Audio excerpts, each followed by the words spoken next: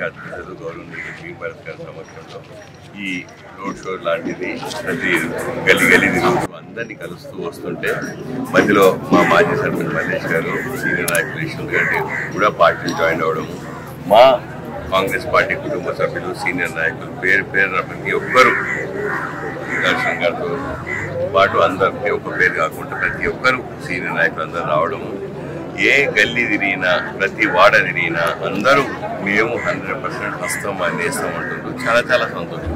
ఎందుకంటే వాళ్ళకి కావాల్సిన గ్యారెంటీలు అమలు చేస్తున్నారు. చాలా సంతోషం. రాబోయే రోజుల్లో మాకు పెన్షన్లు రేషన్లు ఇల్లు కూడా కావాలని అడుగుతున్నారు. అన్నీ అమలైతే అని చెప్పడం, ఇప్పుడు ఇక్కడ అందరితో మాట్లాడి పోటీపోవడం జరుగుతుంది. రాబోయే 13న నాది కాంగ్రెస్ పార్టీ తరఫున 3వ నెంబర్ మీద చేసే రంజిత్ రెడ్డికి హస్తం గుర్తుగా పోటీ చేస్తున్న నాకు చేవేళ్ల నియోజకవర్గం ప్రతి ఒక్కరూ ఆశీర్వదించాలని, దీవించి గెలిపించాలని, నేను గత 5 సంవత్సరాలు ఏదైనా పని చేసినో అదే పనితీరు కొనసాగిస్తా అని చెప్పి, ఎవరికైనా ఎప్పుడైనా అందుబాటులో ఉంటా అని చెప్పి ఆ దేవుని సన్నిధిలో చర్చికి రావడం, అందరికీ ప్రమాణం చేసి చెప్తున్నా, ప్రతి ఒక్కరికి అన్ని విధాలా సహాయపడతా అని చెప్పి చెప్తూ అందరినీ ఓటు గురించి అడుగుతున్నా. ప్రతి ఒక్కరూ మేము హస్తం గుర్తుతోనే ఉన్నామని చెప్పడం చాలా చాలా సంతోషం.